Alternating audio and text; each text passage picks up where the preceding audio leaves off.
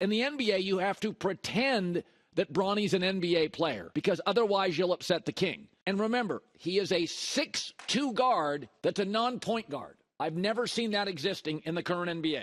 And go back 20 years. He is 1 for 16 in the NBA from the floor, 0 for 7 on threes. He's not an NBA player. He was not a great high school player. He was a good high school player. He wasn't a good college player. He was a college player. And he's not an NBA player. And he may be a great kid. I'm sure he is. LeBron's a nice guy. I've met him. Can we stop pretending on this? Bronny James, he's 7 for 28 in 4 preseason games from the field. He's 2 for 13, I believe, from three-point range. He's got 8 assists and 8 turnovers. He's moving into year 2. This guy is not an NBA player. This has got to stop, man! This has just got to stop, LeBron! He's sleeping! Now you're sleeping! You played 3 minutes! I can't believe this spacing! There's 2 guys right next to each other, man! They're playing 3 on 5! Look at this, man! Again here, man! Look at this D! This D is haram, man! You have to have more defensive awareness than that, Bronny! Come on, man! It's a shame, man! I feel bad for him! He's just not an NBA player! He cannot be on the floor anymore! When Bronny James stepped onto an NBA court for the very first time, it was supposed to be unforgettable. A father and son sharing the floor, history unfolding in real time, a basketball dynasty coming full circle, the kind of moment the league dreams about. Slow motion replays, cameras zoomed in, every emotion captured. But the story has shifted dramatically. The cameras aren't celebrating anymore. They're analyzing, they're breaking down every possession. And what they're revealing is a tough truth that's becoming harder and harder to ignore. I have a real question. This is no hate. This is real shit. Why he in the G? At all. And Bronny not in the G. Whoa, hold on. Bronny James is struggling, and the league isn't dressing it up. Not through official statements or public criticism, but through the numbers that actually matter. The minutes that don't come, the offensive sets that move away from him, and the visible hesitation every time he checks into the game. This isn't about disrespect. It's not about piling on. It's about whether he's truly ready for NBA basketball. And right now, Bronny looks overwhelmed by the speed, the strength, and the unforgiving tempo of the professional game. This has got to stop, man! This has just got to stop, LeBron! He's sleeping! Now you're sleeping! You played 3 minutes! I can't believe this spacing! There's 2 guys right next to each other, man! They're playing 3 on 5! Look at this, man! Again here, man! Look at this D! This D is haram, man! You have to have more defensive awareness than that, Bronny! Come on, man! It's a shame, man! I feel bad for him! He's just not an NBA player! He cannot be on the floor anymore! Let's start with the most obvious issue, the one that shows up in every box score, every film breakdown, every coaching discussion. Bronny James cannot shoot at an NBA level. Not from deep, not as a consistent spot-up option, not in rhythm, not with reliability. This didn't suddenly appear. It followed him from college. Low percentages, mechanical inconsistencies, a release that looks tight instead of fluid. In the NBA, that split-second hesitation gets punished immediately. Defenders don't close out hard, they sag off him, they clog the paint, they practically invite him to take the jumper. And when defenses ignore your shot, everything collapses. Spacing disappears, driving lanes shrink, offensive flow breaks down. When Bronny's on the floor, the Lakers aren't just struggling to score, they're struggling to create clean opportunities at all. It's unfair that he is there, is what I'm going to say.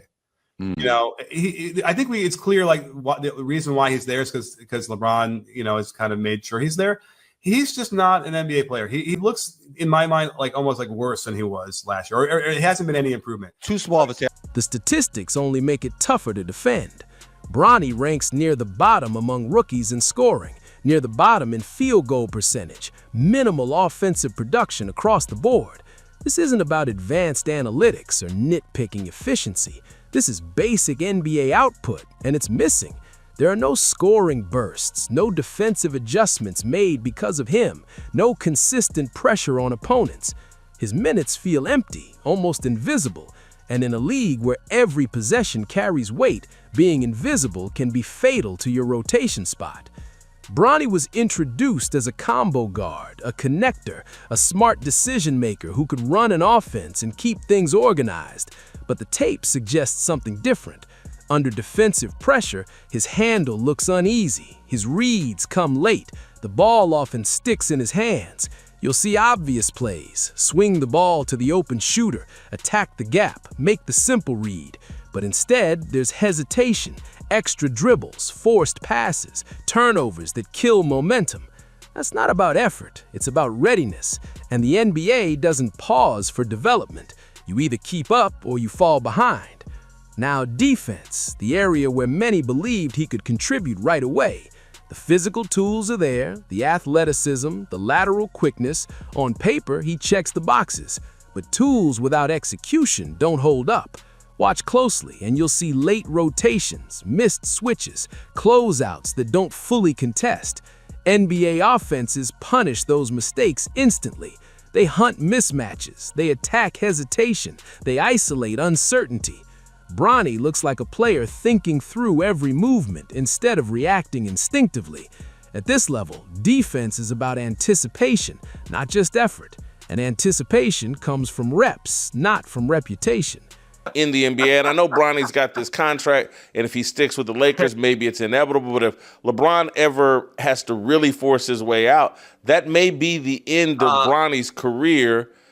That's where LeBron has potentially miscalculated, because his greed, his desire to play with his son may end up blowing up in his face. This is turned. Here's the uncomfortable truth, the one no one says publicly but the coaching staff sees every night. When Bronny enters the game, the Lakers often decline. Not emotionally, not symbolically, actually decline, statistically and functionally. The offensive rhythm stalls, ball movement tightens, confidence dips.